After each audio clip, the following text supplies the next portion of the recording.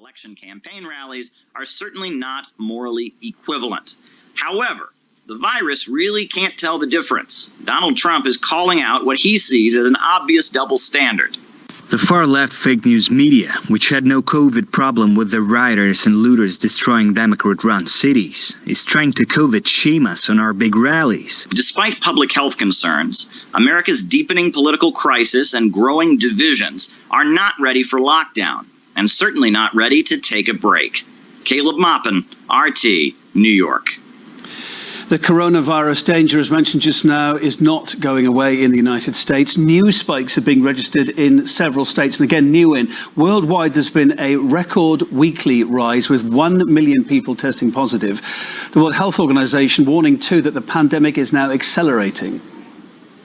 The world is in a new and dangerous phase, but the virus is still spreading fast. It is still deadly, and most people are still susceptible.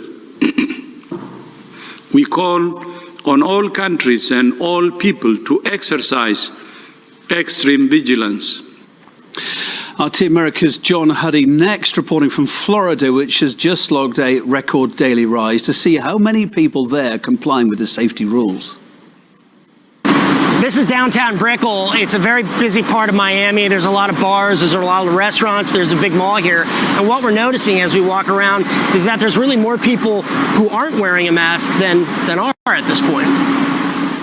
There are plenty of reminders about social distancing and mask rules for businesses, but that doesn't mean everyone is following the rules. While most people at this mall were wearing mask as required, at a nearby coffee shop, not one customer inside was wearing one. I even found this discarded mask on my way to work.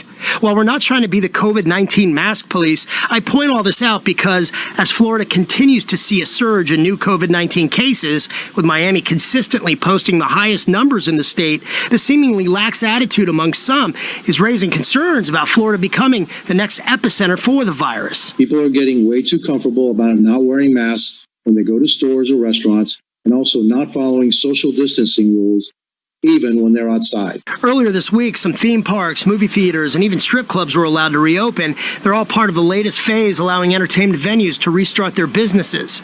On Thursday, June 18th, the state of Florida reported 3,300 new cases, setting a single-day record since the pandemic began here in Florida. Local and state officials say more aggressive testing of more people is one reason for the higher numbers, expected anyway once the state started reopening. Florida Governor Ron DeSantis also recently blamed seasonal migrant farm workers for a surge in new cases. There have also been new clusters of cases at nursing homes and state prisons in Florida. But the Florida Department of Agriculture is pushing back against Governor DeSantis' assertions, saying farm workers left the state several weeks ago after the season ended.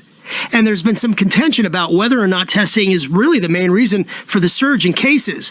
Whatever the reason, as of now, there are no plans to shut the state down once again, despite the upward trend. We're still with COVID. Brazil's earned the tragic position of becoming the second country to register more than